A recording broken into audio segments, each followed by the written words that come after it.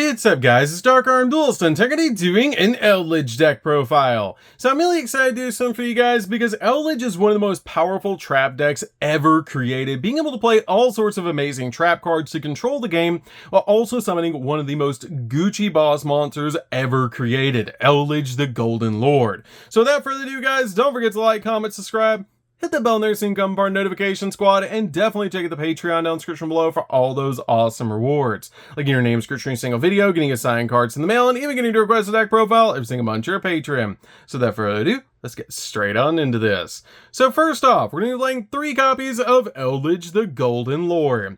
This card is an amazing boss monster that spot removes cards off the field and also brings itself back to your side of the field as a 3,500 attack point monster with crazy abilities like sending this card and a spell or trap card from your hand to the grave and then target a card on the field and send it to the graveyard, which is an amazing ability just to spot remove cards off the field. And if this card's in the graveyard, you can send a spell or trap card you control to the graveyard, add this card back to your hand, then you can special summon a zombie monster from your hand, which is always going to be this card, and if you do, until the end of your opponent's turn, it gains 1,000 attack and defense and cannot be destroyed by card effects, which is an amazing ability to use with this card because it comes out at 3,500 when you summon it back to your side of the field, which is just a really cool effect.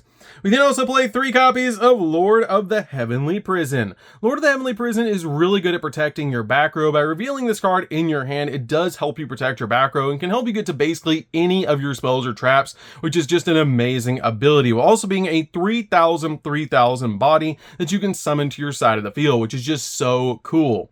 So that's it for the monsters, guys. Let's get into the spells.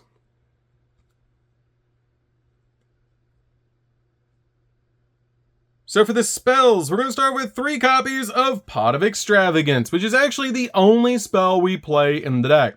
In trap decks, I find it better to play Extravagance over Prosperity because it gives you 2 draws to be able to dig into the deck for more trap cards that you want to set to your side of the field. Plus with Prosperity, if you reveal the cards that you're going to actually add to your hand, your opponent's going to know what you're going to grab to be able to set to your side of the field and they can play around it accordingly. So I much prefer Pot of Extravagance in decks that are trap decks to be able to just dig into the deck for more trap cards so we can set them to our side of the field. This card is definitely a 3 of in the build because we really don't go into the extract all that often, so this card is an amazing 3 of in the deck just to be able to dig into the deck for more trap cards. So that's it for the spells, guys. Let's get into the traps.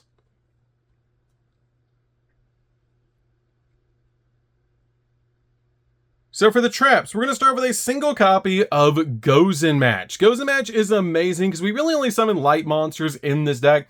Every so often, you'll summon out your copy of Lord of the Heavenly Prison, but this card is really good at controlling the board because you can just keep Lord of the Heavenly Prison in your hand to be able to protect your back row and constantly reveal that card in your hand to be able to just keep your back row protected. Well, this card is just absolutely amazing. It's each player can only control 1 attribute of monsters, which is just absolutely insane. We also play a single copy of Rivalry for the exact same reason. Rivalry of Warlords is really good as a 1 of in the build because these cards are both currently at 1, but it's really good to be able to play these floodgates in the deck to be able to just stop your opponent in their tracks. I absolutely love playing Rivalry in this build because we only really summon zombies in this deck. We then also play 3 copies of Elixir of Scarlet Sanguine. This card is amazing because it's a really good card to help you summon out your copy of Eldlich the Golden Lord. It lets you special summon a zombie monster from your deck or graveyard, but if you control no Eldlich monster, you can only special summon an Eldlich monster with this effect, and for the rest of the turn, after this card resolves, you cannot special summon monsters except for zombie monsters, which is totally fine because that's usually all we're summoning anyways. You can also banish this card from your graveyard to set a golden land spell or trap directly from your deck to your side of the field, but you can only get either or of this effect per turn. You cannot get both in the same turn, which makes the card a little bit more balanced, but it's absolutely crazy to be able to use this card to instantly get your Golden Lord on your side of the field. We then play 2 copies of Huakero. Huakero is amazing as a 2 of in the build, as this card is basically like DD Crow with the ability that it special summons itself to your side of the field as a normal monster. It's a zombie light level 5, 1800 attack, 1500 defense, and it's treated as a trap still. Then, if you control a copy of Eldlich the Golden Lord, you can banish 1 card from either player's graveyard, which is always going to be your opponent's graveyard that you're banishing cards, but this card is amazing to be able to use just to get another monster on your side of the field. It also has the ability during the end phase, you can manage this card from your graveyard to set an Elixir spell or trap directly from your deck to your side of the field, because basically your Elixir cards help you get to your gold land cards, and your gold land cards help you get to your Elixir cards, which is amazing about how this deck works. But you can only get either effect of this card once per turn. We then also play 3 copies of Conquistador. Conquistador is amazing because this card pops cards on the field. It is a fantastic card to be able to summon to your side of the field because it special summons itself as a normal monster that's a zombie light, level 5, 500 attack, 1800 defense, and it's still treated as a trap. Then, if you control a copy of Eldlich, you can destroy 1 face-up card on the field, which is amazing to be able to use this card to react to the opponent and pop cards on the field. It also has the ability during the end phase, you can banish this card from your graveyard to set an Elixir spell or trap directly from your deck to your side of the field, which is always going to be your copy of Scarlet Sanguine that you're going to be able to set to your side of the field. But it's very important that both of these cards are level 5 because we do have a couple of options that we can actually go into in the extra deck, which is really nice. We then play 3 copies of Skill Drain. Skill Drain is definitely a 3-of in the build because all of our monster effects either resolve in the hand or in the graveyard. So this card really doesn't affect us at all, but it really shuts down the opponent, which is why we play this card as a 3-of in the deck. We then also play 3 copies of Summon Limit. Summon Limit is just crazy right now, especially with all the Swarm decks running around. But this card is amazing in this build because we're usually never summoning more than twice per turn. So this card is really good as a 3-of in the build just to basically stop our opponent in their tracks.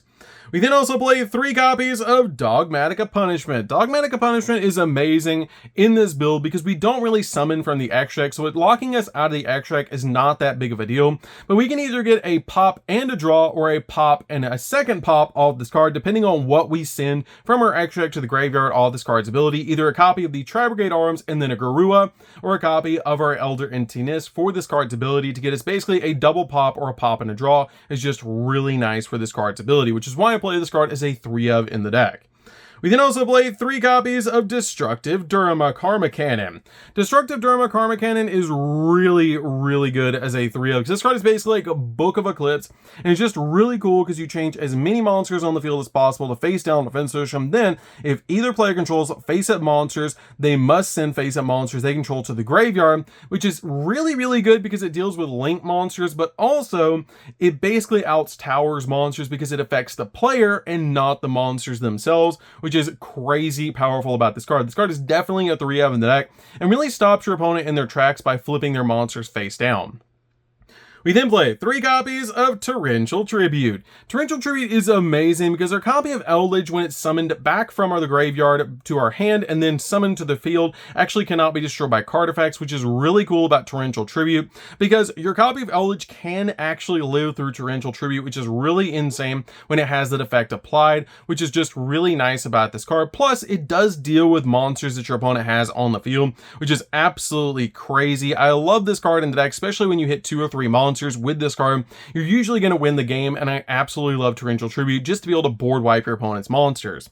We then play 3 copies of Ice Dragon's Prison. Ice Dragon's Prison is really good because this card almost works like Monster Reborn for us because it has the ability to target a monster in your opponent's graveyard, special summon it to your field, but its effects are negated. Then you can banish 1 monster from both players' fields that have the same type as each other, which it means you can do that. You don't have to, meaning this card is definitely a 3-of in the build to basically just stop your opponent in their tracks while also bringing back a monster to our side of the field so we can go in for game. This card is really good as a 3-of in the build to bring monsters back to your opponent's graveyard, especially with graveyard reliant decks running around right now. This card is really powerful to bring back cards from the grave so we can OTK our opponent while also disrupting our opponent's strategy. And if you do hit the right card on their side of the field while also banishing a card from their graveyard, it's just really insane. We then also play 3 copies of Solemn Strike. Solemn Strike is really good at stopping monsters because when a monster would be special summoned or a monster effect is activated, you pay 15 or life points, negate the summon or activation if you destroy that card, which is just really good to set this card going first to be able to stop your opponent's normal summons, to basically when they normal summon like a Stratos-like monster, activate its ability to search, you can just pop that monster and usually stop them, which is really good. This card is absolutely crazy as a 3-of. It's just a really good card overall because it's a really insane counter trap. So that's it for the main deck, guys. Let's get into the extra deck.